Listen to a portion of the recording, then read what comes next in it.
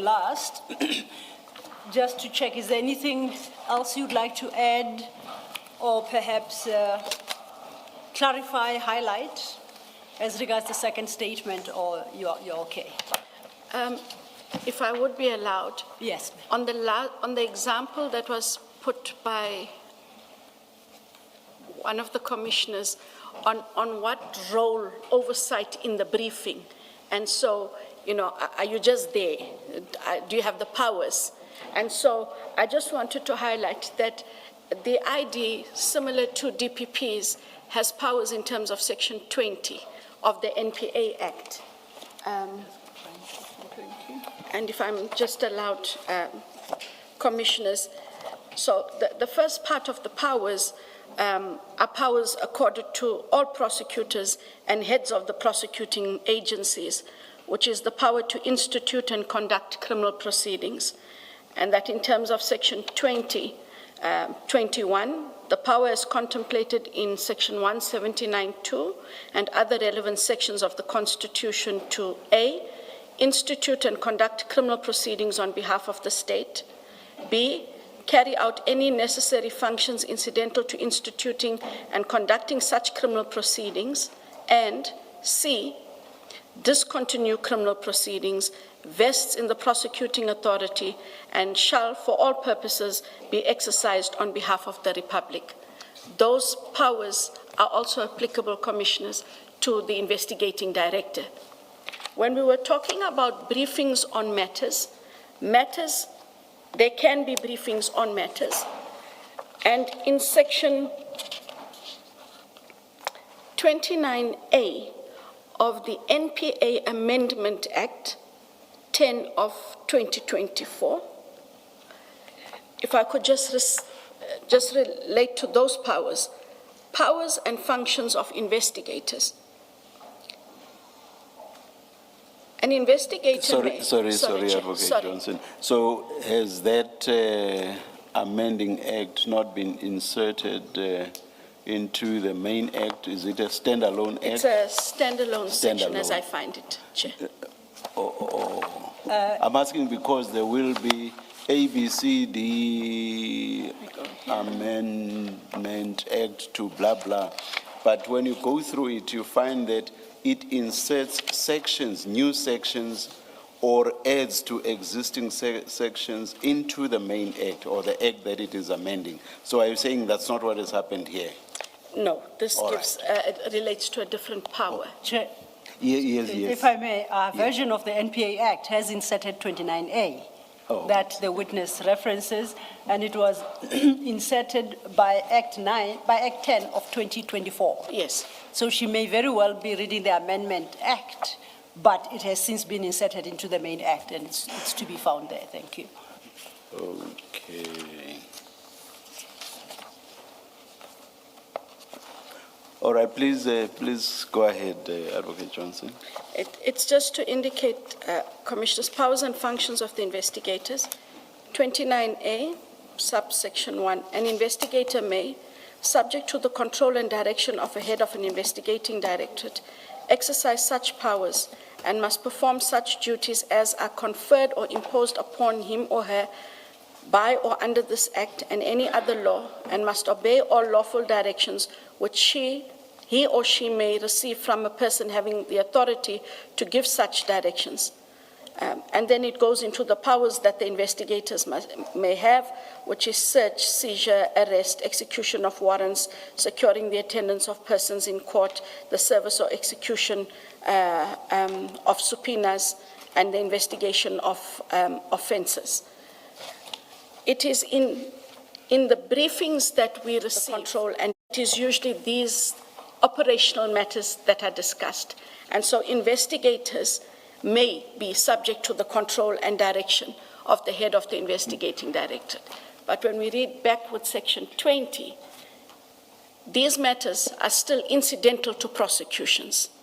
And so if the investigating director disagrees with anything, I have the authority to then say, this cannot proceed, this must not happen, and or as I indicated earlier, you have to correct this If we do not have it corrected, there's insufficiency of evidence, it cannot proceed. Okay, so you add this in response to a question as to what the function or oversight function entail and the powers you have over decision made by investigators. So, and if I understand you correctly, where we land is that, do we land at a place where now we understand each other that you have the power to override their decisions? That is correct. Okay, thank you. Duly noted and added, was that the one issue you wanted to highlight in regard to the second statement? That is the issue. Then that takes us to the third statement.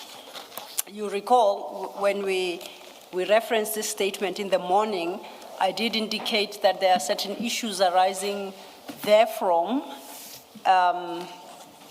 and these involve the question of you as a witness responding to questions, the answer to which you believe would incriminate you. Correct.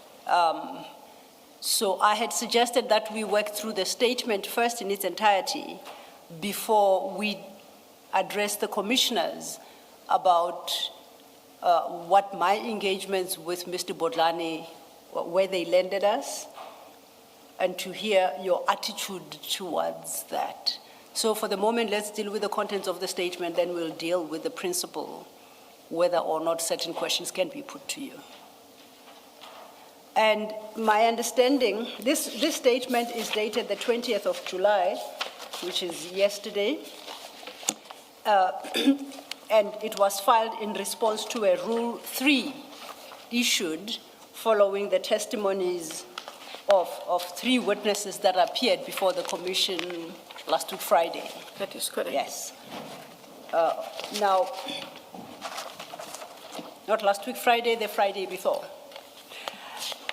For ease of reference, I'm going to give you a copy of the Rule 3. Mr. Bodlani? Chair, before the adjournment, Advocate Johnson was asked to look at the transcript of her testimony before the Ad Hoc Committee and to check whether she raised the sub judice issue there. Yes. The suggestion being that it would be quite odd if she didn't raise it there and then she would come here and seek to raise it. I think my colleague has forgotten about that issue because she's now going to the third statement, and it's an issue that arose when Advocate Johnson was dealing with the second statement. If I may just place that reminder before you.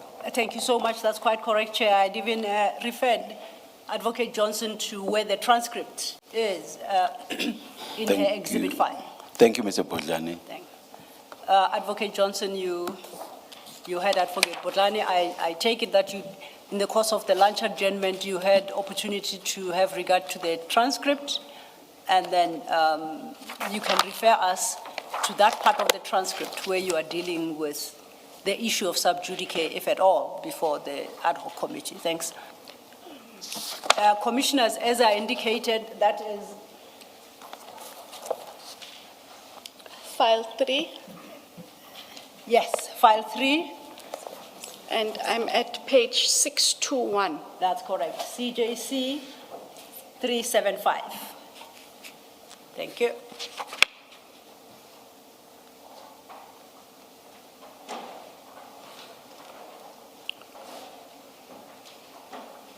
You may start.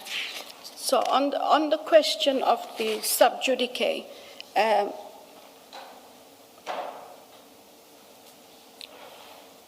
it does start at the top of page 621. That's the number I have, where Mr. Mngango, he said, when you speak of, and I quote, capture for private interest, are you referring to financial gain, manipulation of investigations, or influence over personnel and procurement decisions within CI? Advocate Johnson, it is the third one. Mr. Mngango, you also indicated that you can expand more on this matter before the committee. Could you provide specific examples or case references that illustrate how these systems were captured or manipulated. Advocate Johnson, when I said I would expand more, it was in reference to the chart sheet that was attached and those parts that I referred to that I can talk about. The rest of it I am unable to expand on. Those matters are in court and sub judice. And that is where I found, I think for the time, that that is where it was, in fact, raised. Let's just be clear, Advocate Johnson. Did you say in the ad hoc committee that you will not respond to these issues because they are sub judice? Or you simply said, in response to that one question, you cannot expand? I read it as, to that question, I would not respond.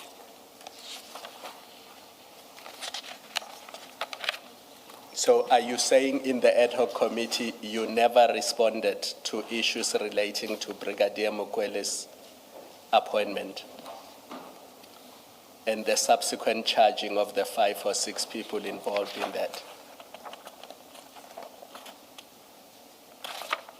I'm sure you remember, even without going I through am the sure that I transcript. did answer questions. You did, so Yes. you had no difficulty answering those questions? No, it was in the manner in which the Honorable Mwango Yes, had posed a had question, posed the one and I raised that issue.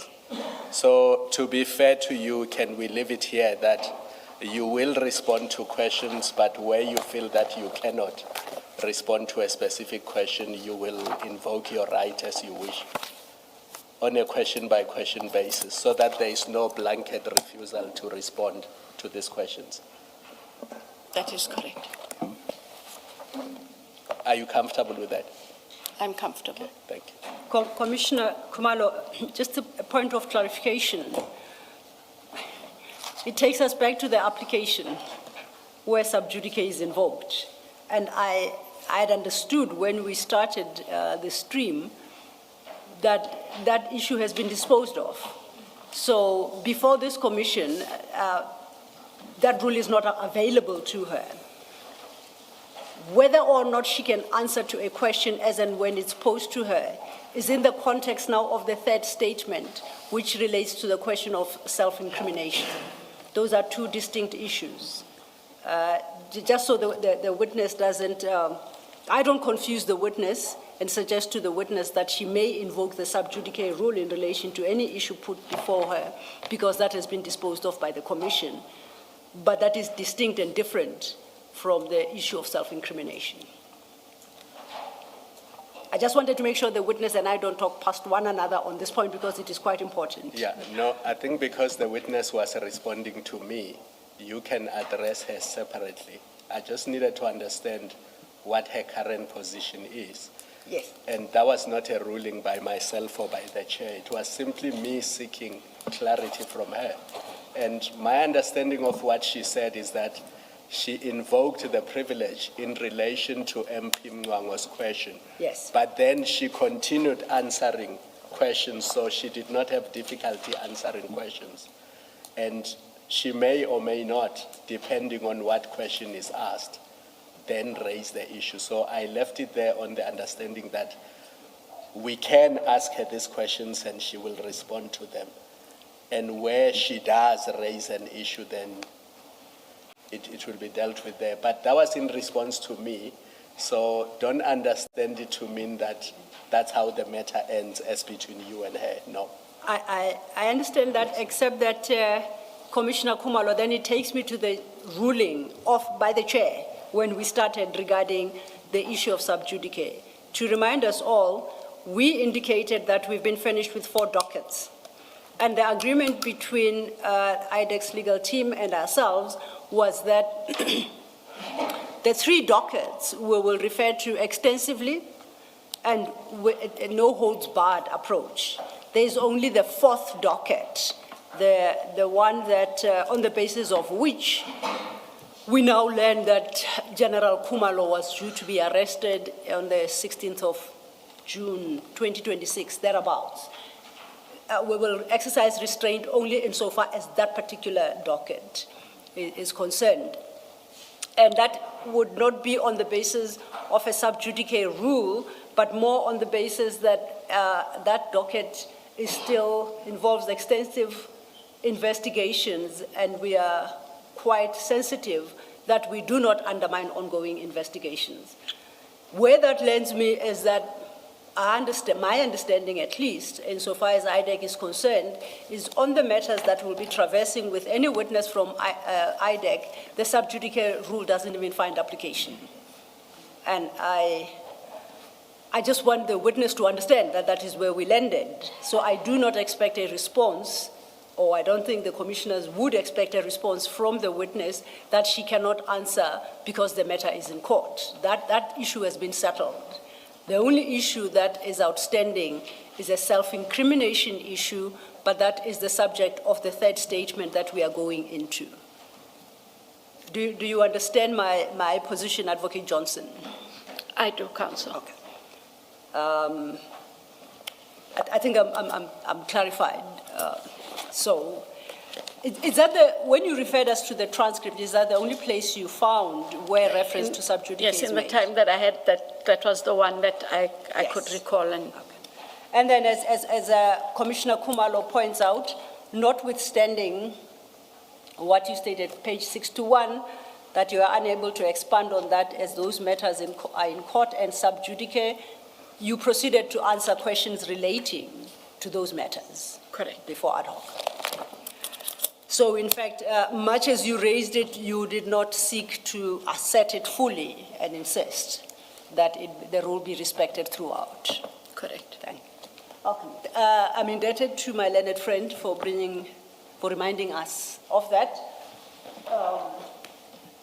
After a heavy lunch, I think, are there any other issues that perhaps you were to consider during lunch, Advocate Johnson, that you would like to bring to the attention of the commissioners before we go to your third statement? Commissioner Kumalo had asked that I look at the statement of O'Sullivan at paragraph 1.8.3, which I did. And I do see what he says, but I can only recall a complaint that came from the Office of the Minister, as well as Adams, Section 27. I can't take that paragraph further than what it states in 1.8.3. Just to indicate, Commissioner, I did read it. Thank you. Thank you. Then I think we're ready to turn to our third and final statement. That appears under tab 3. As I indicated, it's dated the 20th of July, 2026, and it's a 5-page statement. You deal, the crux of the issues are from your paragraph 5, and to this end you reference the Rule 3 notice that you received following testimony by Colonel Rule Officer Captain McLean at Witness O.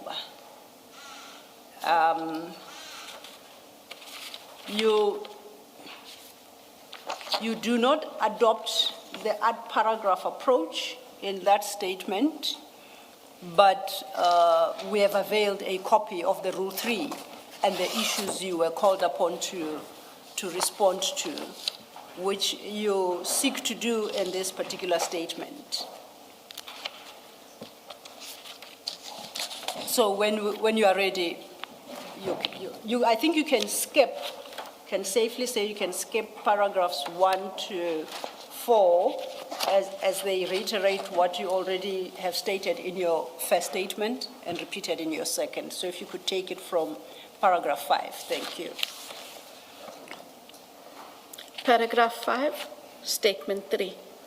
The notice requires me to deal with allegations against me testified to by Colonel Kobus Rule Officer, Captain McLean, and Witness O. The allegations, as summarized, implicate me in alleged criminal conduct. 6. The allegations are contained in a docket which is now with the NPA or not be prosecuted and further handling. That this is so was confirmed by the NPA on 10 July 2026, as well as by the witness McLean when he testified.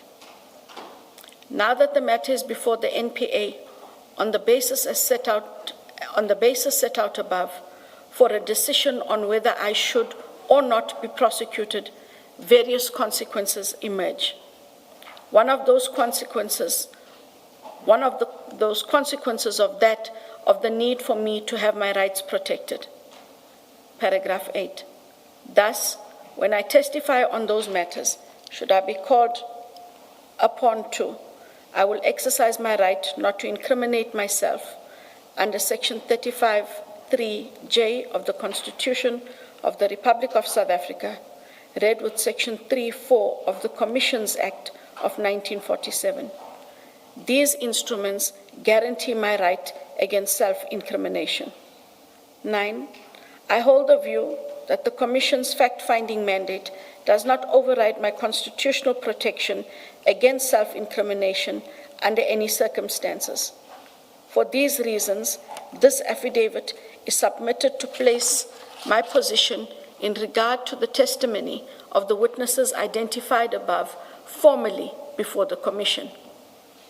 Also, I take this opportunity to correct certain assertions, and those were then dealt with already, Advocate Selo, that is 10.1, 10.2, as well as paragraph 11. I confirm, thank you. In summary, apart from correcting the errors identified above, this affidavit records my response to the Commission's latest notice, confirms that the allegations against me are already before the NPA for a prosecutorial decision, asserts my constitutional and statutory right against self-incrimination. Accordingly, I place this affidavit before the Commission to preserve my constitutional rights, to avoid any unfair prejudice arising from parallel prosecutorial processes. See the need to state, paragraph 14, that prior to my then scheduled appearance on 13 July 2026, I took ill and did not appear before the Commission. I placed before the Commission a medical certificate on which a dim view was taken. I have since approached my doctor for the preparation of what I believe is a medical certificate that would be acceptable to the Commission for its details of what led to me being indisposed. It will, together with this affidavit, be delivered to the lawyers of the Commission. I request that the medical condition I suffered from not be made public. Should I be required to answer questions flowing from this affidavit and other matters in respect of which it has been determined that I would be of assistance to the Commission, the same of subject to timeous notice and the right to legal representation, I would be willing to make myself available for such. Thank you. Thank you, Advocate Johnson. Is there anything else you would like to add to this statement?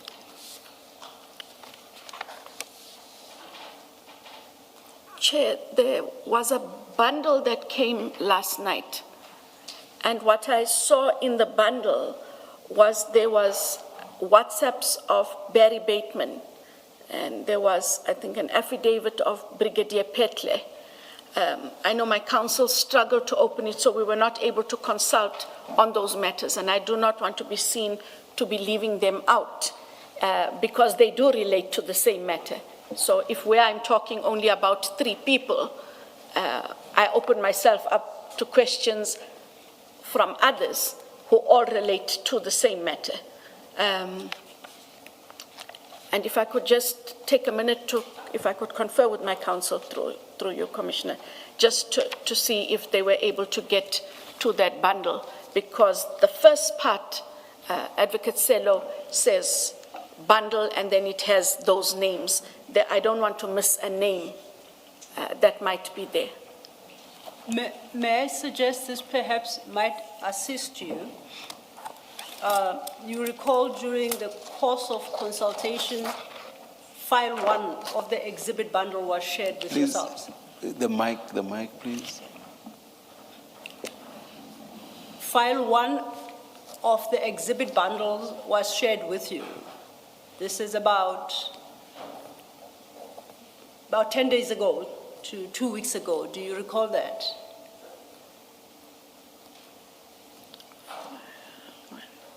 And in that bundle one, it's annexure 368, CJC 368. So those documents in their entirety were shared with you. And I'm trying to understand which bundle you received last night regarding the sharing of the docket with General Khan. This is a very similar, we also got one last night at 1912. It could very well be updated documents or additional documents to the exhibit, the main exhibit bundle, which by now runs into 7 files. Yes. But I'm interested in this particular bundle one and say you received that bundle one in its entirety about 10 days ago.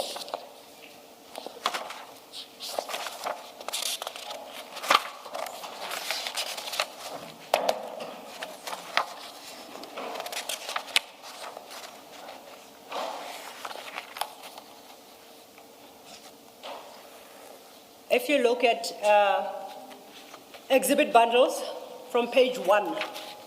Sorry. Is this something you'll be dealing with? Oh, by the way, you still want to get an idea of what it is, so you may not be able to answer my